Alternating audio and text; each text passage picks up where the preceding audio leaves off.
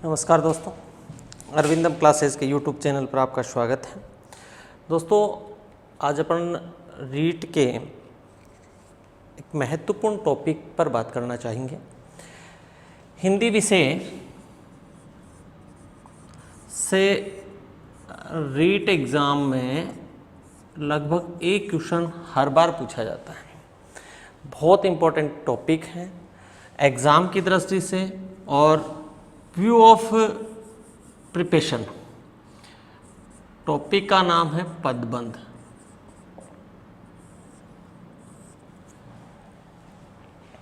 बहुत सरल, आसानी से यहाँ से आने वाले क्वेश्चन को सही किया जा सकता है, बस थोड़ी सी समझ बनाने की ज़रूरत है। दोस्तों, ये वाला जो पदबंध के टॉपिक जिस पे मैं बात कर रहा हूँ, हर एग्ज़ाम में एक क्वेश्चन पूछा जाता है और प्राय विद्यार्थी थोड़ी सी अगर अपनी पकड़ बनाते हैं इस टॉपिक पे तो वो क्वेश्चन सही भी हो जाता है। अब अपन जो बात करने वाले हैं वो ये कि यहाँ से आने वाले क्वेश्चन को सही कैसे किया जाए, किस तरीके से यहाँ क्वेश्चन पूछा जाता है। विद्यार्थियों को ज़्यादा मैटर इस टॉपिक से मिल नहीं पाता है। कोई भी गाइड प्राय जैसे देखते हैं उनमें बहुत 1 से 1.5 पेज में मैटर कंप्लीट होता है, ज़्यादा इसमें अभ्यास प्रश्न भी नहीं होते। सभी पे अपन बात करेंगे, लेकिन उस जो अधूरी प्रिपरेशन है उसको पूर्ण करने का प्रयास करेंगे।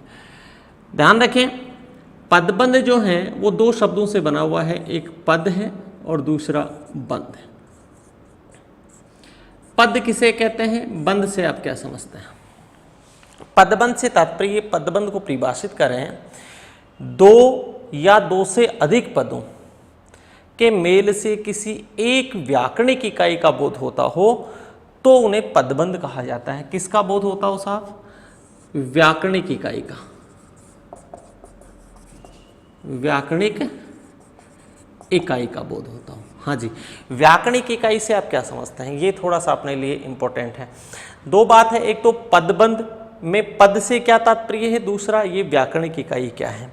पदों के समूह से किसी व्याकरणिक इकाई का बोध होता हो तो उसे पदबंध कहा जाता है, एक व्याकरणिक इकाई का। पद किसे कहते हैं, पहला सवाल। अच्छा, एग्जाम में ऐसे सवाल आ ही जाते हैं। महिला पर्यवेक्षक में ये यहाँ से प्रश्न आया था कि पद किसे कहते हैं या पद से आप क्या समझते हो। तो शब्दों या शब्द का वाक्य में प्रयोग किया जाता हो, किसमें? वाक्य में, तो उस शब्द को ही पद कह दिया जाता है।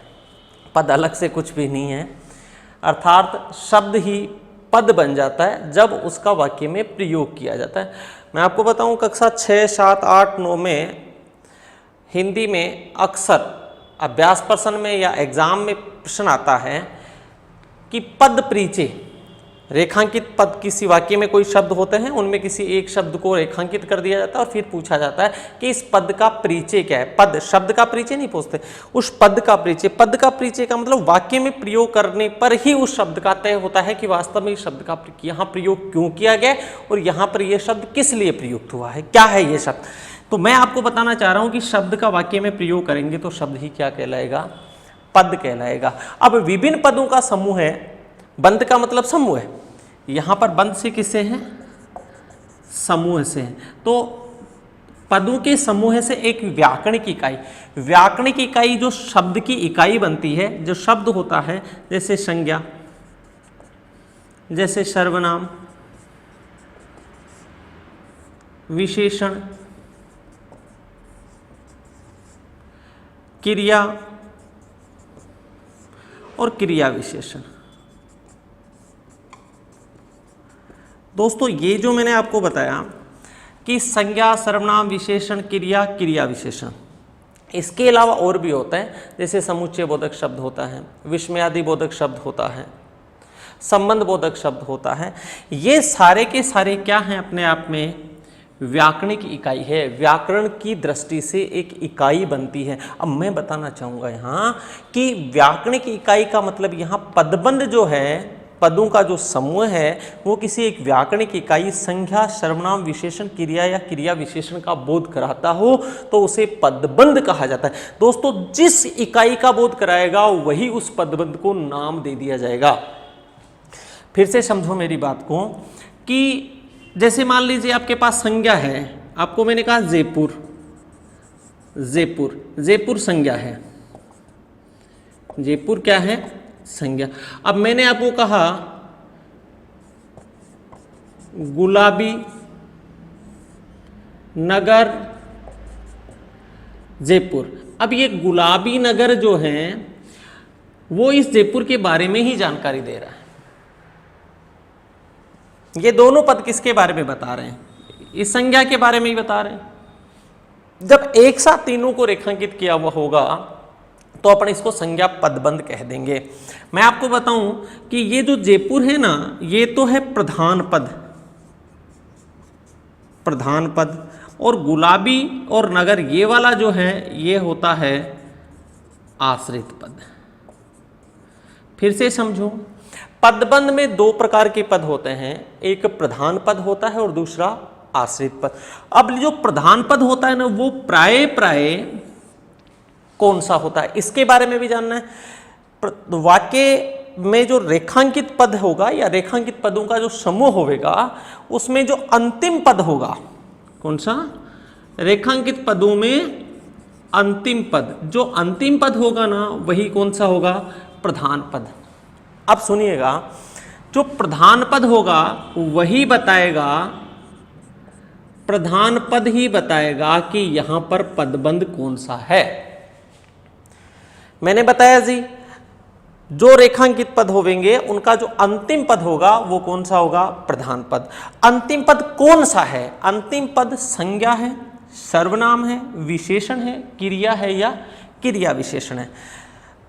अंतिम पद कौन सा है? जो अंतिम पद होगा वही पदबंध को नाम दिया जाएगा।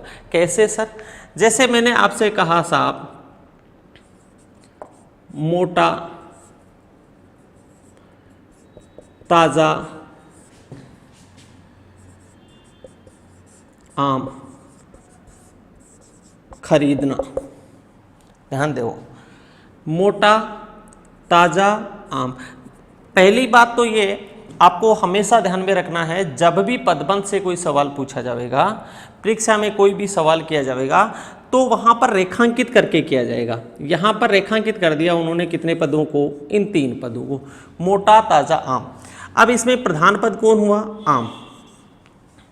मोटा ताजा दोनों किसकी विशेषता बता रहे हैं? आम की। ये तो हुआ प्रधान और ये दोनों आश्रित पद। ध्यान दे में, ये जो आम है ये संज्ञा है, दोनों पद मिलकर के संज्ञा के बारे में जानकारी दे रहे हैं। तो इसलिए इस तीन पदों के समूह को या इस पदबंध को हम संज्ञा पदबंध कहेंगे। इसी प्रकार से संज्ञा के स्थान पर अगर सर्वनाम का प्रयोग किया जाता तो अपन संज्ञा पदबंध ने कह करके इसे सर्वनाम पदबंध कह देते। वो कैसे कहते हैं? जैसे मान लीजिए आप यूं कहते हैं, दूध बेचने वाला वह मर गया। सुनिएगा, अब अपने लिए क्या हुआ? रेखांकित किया इसने कहां तक? वह तक। अब अंतिम पद वह क्या है जी? सर्वनाम। अंतिम पद सर्वनाम है, तो अपन इस पदबंध को कौन सा पदबंध कहने वाले हैं? सर्वनाम पदबंध। जी आम था संज्ञा, तो इसलिए इसको हमने क्या कहा? संज्ञा पदबंध। अंतिम पद क्या है? सर्वनाम, तो हमने इसको क्या कह दिया? सर्वनाम पद। इसी प्रकार से मैं आपसे कहूं, जैसे मोटा ताजा आम था, अब इन्होंने क्या किया? रेखांकित करने वाले ने आम को रेखांकित किया ही नहीं, रेखांकित किसको कर दिया? मोटा ताजा को ही रेखांकित कर दिया। इतना सा रेखांकित किया, तो ये दोनों पद किसके बारे में जानकारी दे रहे हैं? आम के बारे में। तो अंतिम पद क्या है? ताजा। और ताजा क्या है साहब? ताजा है विशेषण, ताजा है विशेषण। अब दोनों पद क्या हो गए? विशेषण। किसकी विशेषता बता रहे हैं? आम की, इसलिए इनको ही रेखांकित किया हुआ होगा तो इसको हम क्या कह देंगे? विशेषण पदबंध। ठीक है, आगे फिर से समझिएगा मेरी बात को। मैं आपसे बताऊं, अगर ऐसे हो जाता वह धीरे धीरे मंदिर गई। बड़ा इंपॉर्टेंट सवाल है, रेखांकित कर दिया धीरे धीरे को। अब आपके लिए यहां समझना ये है, देखो यहां पर सवाल सही तभी कर पाओगे आप जब आपको व्याकरण की कोटियों का पता हो, व्याकरण की इकाई का पता हो। धीरे धीरे व्याकरण की कौन सी इकाई है, इस बात का हमें पता होना बहुत जरूरी है। दोस्तों धीरे धीरे किसकी विशेषता बता रहे? मंदिर की। मंदिर क्या है? संज्ञा। तो आप इसको क्या करके आ जाओगे? विशेषण।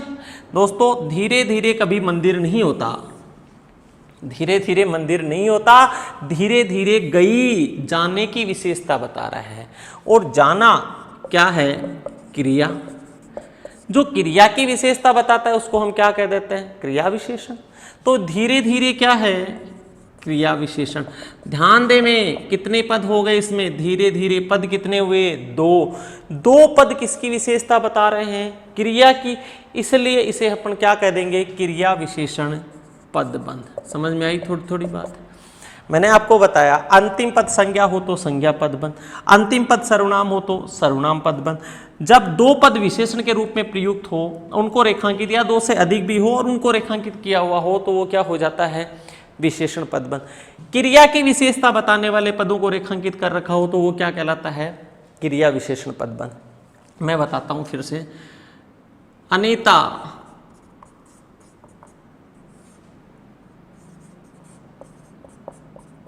अचानक अंदर गई। बहुत इंपॉर्टेंट, ध्यान देना।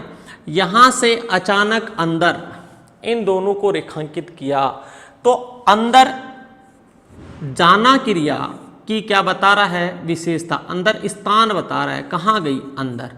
अचानक कैसे गई? अचानक। ये रीतिवाचक क्रिया विशेषण है और ये स्थानवाचक क्रिया विशेषण है। दोनों जाने की क्या बता रहे हैं? विशेषता। अब जब अचानक और अंदर को ही रेखांकित किया हुआ है तो इनको अपन कह देंगे क्रिया विशेषण पदबंध। और इसको, इन दोनों को इंक्लूड करके गई क्रिया तक रेखांकित किया हुआ है। अंतिम पद क्या हो गया सर? अंतिम पद क्रिया हो गया, तो अपन इसको क्या कह देंगे? क्रिया पदबंध कह देंगे। इस प्रकार से, हालांकि प्रश्न नहीं बनता, ऐसा कोई सवाल परीक्षा में आता भी नहीं है कि पदबंध के कितने भेद होते हैं, कोई सवाल नहीं बनता। क्यों? क्योंकि संज्ञा, सर्वनाम, विशेषण, क्रिया, क्रिया विशेषण यही पदबंध नहीं होते हैं। जैसा मैंने आपको बताया समुच्चय बोधक शब्द भी क्या होते हैं? पदबंध होते हैं। जैसे ऐसा आया, जब जब संकट आता है तब तब ईश्वर प्रकट होता है। जब जब, वैसे क्रिया विशेषण है तो अपन क्रिया विशेषण पदबंध भी कह सकते हैं। और वैसे दो वाक्यों को जोड़ने का काम कर रहे हैं तो इसको समुच्चय बोधक की श्रेणी में भी माना जाता है। तो समुच्चय बोधक पदबंध भी हो जाता है, संबंध बोधक पदबंध भी हो जाता है, विस्मय बोधक भी पदबंध हो जाता है। लेकिन ज्यादातर जो पुस्तकें हैं उनमें इसी प्रकार के सवाल दिए हुए होते हैं कि पदबंध के भेद कितने होते हैं, और उनमें ये 5 भेद ही दिए हुए होते हैं। चिंतित होने की जरूरत नहीं है, मैं इसलिए बता रहा हूं कि कई बार भाई देखो सब देखा देखी का काम है। जिन पुस्तकों में जैसा लिखा हुआ होता है उसी प्रकार के क्वेश्चन एग्जाम में आ जाते हैं और हम वहाँ कंफ्यूज होते हैं कि सर आपने तो बताया था कि इनके कोई निश्चित भेद नहीं होते, और यहाँ पर डाल दिया कि पदबंध के भेद होते हैं। तो भाई आपको जवाब 5 ही करना है, दिमाग लगाने की जरूरत नहीं, होते हैं कि नहीं होते हैं। आपको तो 5, और 5 कौन कौन से मैंने बताया? संज्ञा, सर्वनाम, विशेषण, क्रिया विशेषण और क्रिया। ये 5 भेद होते हैं किसके? पदबंध के। अब यहाँ से एक बात और समझिएगा, वो सुनो। ये जो 5 भेद हैं इन पे थोड़ी सी चर्चा मैं और कर लेता हूँ आपको। ये ध्यान में रखने वाली बात ही है। जैसे क्रिया विशेषण होगा, जिस वाक्य में क्रिया विशेषण पदबंध होगा उसमें क्रिया पदबंध भी होता है। जिस वाक्य में विशेषण पदबंध होगा उसमें संज्ञा या सर्वनाम पदबंध भी होता है। क्यों? क्योंकि विशेषण पदबंध होने का मतलब विशेषण के कितने पद हुए? दो पद किसकी विशेषता बताएंगे? या तो संज्ञा की या सर्वनाम की।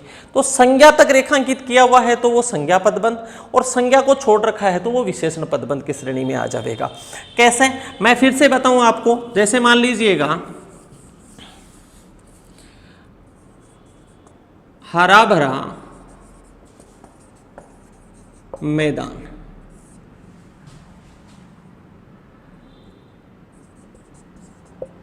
सबको अच्छा लगता है। हरा भरा मैदान सबको अच्छा लगता है, ये इस प्रकार से हो गया। ध्यान देना, हरा भरा, हरा भरा किसकी विशेषता? मैदान की। पद कितने? 2। मैदान क्या है? संज्ञा। तो इसको अपन क्या कह देंगे? विशेषण पदबंध। विशेषण पदबंध। दोस्तों ये विशेषण है, और अगर रेखांकित कहाँ तक किया हुआ होगा, और अगर रेखांकित मैदान तक किया हुआ होगा यहाँ तक, तो इसको अपन क्या कह देंगे? हरा भरा भी इंक्लूड होएगा इसमें, तो अपन इसको क्या कह देंगे? संज्ञा पदबंध। मैं यही बात बताना चाह रहा था, जिस वाक्य में विशेषण पदबंध होगा वहां हर हाल में संज्ञा या सर्वनाम पदबंध भी होगा। यही बात कर, इसी बात में मैं फोकस कर रहा था। और जैसे अच्छा लगता है, अच्छा कैसा, कैसा लगता है, लगने की विशेषता बता रहा है, रीतिवाचक क्रिया विशेषण है। अच्छा लगता है, लगता है तक रेखांकित है, तो ये क्या हो जाएगा? ये हो जाएगा अपना क्रिया पदबंध। समझ में आई मेरी बात? एक वाक्य में एक से अधिक पदबंध भी हो सकते हैं। ऐसा नहीं कि एक वाक्य में एक ही पदबंध हो, नहीं, एक से अधिक पदबंध भी हो सकते हैं। मैं आपको फिर बताऊं। जैसे मान लीजिए आपने ये कहा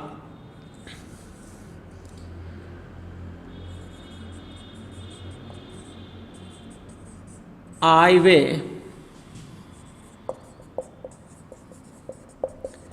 के हिसाब से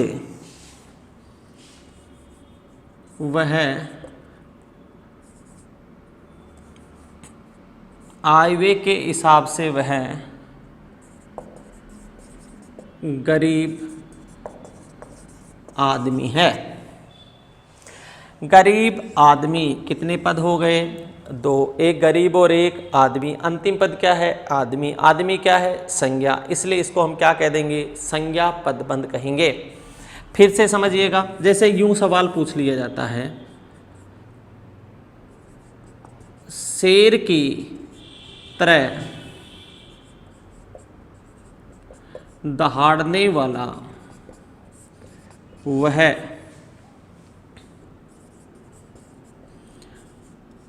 अब कहाँ गया? समझिएगा, बहुत इंपॉर्टेंट। शेर की तरह दहाड़ने वाला, इतना ही आए मान लीजिए, तो यह किसकी विशेषता बता रहा है? वह की। तो इसको अपन क्या कह देंगे? विशेषण पदबंध। विशेषण पदबंध। समझिएगा पूरी बात को। वह की जगह क्या आ जाए साहब? वह की जगह आ जाता है मोदी। शेर की तरह दहाड़ने वाला मोदी। वह आया, वह तक रेखांकित होगा तो क्या हो जाएगा?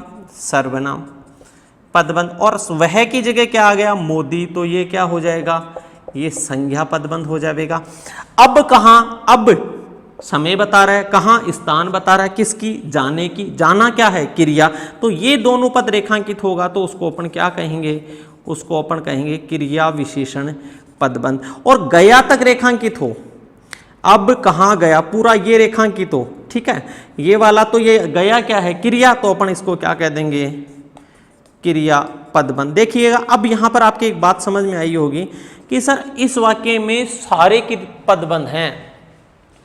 शेर की तरह दहाड़ने वाला, ये क्या है? विशेषण पदबंध। शेर की तरह दहाड़ने वाला वह आ गया तो वह क्या है? सर्वनाम। तो ये क्या हो गया? सर्वनाम पदबंध। वह की जगह मोदी आ गया तो ये क्या हो गया? संज्ञा पदबंध। अब कहाँ? अब कहाँ? ये दोनों किसकी विशेषता बता रहा है? जाना क्रिया की, तो ये क्रिया विशेषण पदबंध। और ये गया जो है वो क्या है? क्रिया। यहां तक रेखांकित होगा तो ये क्या हो जाएगा?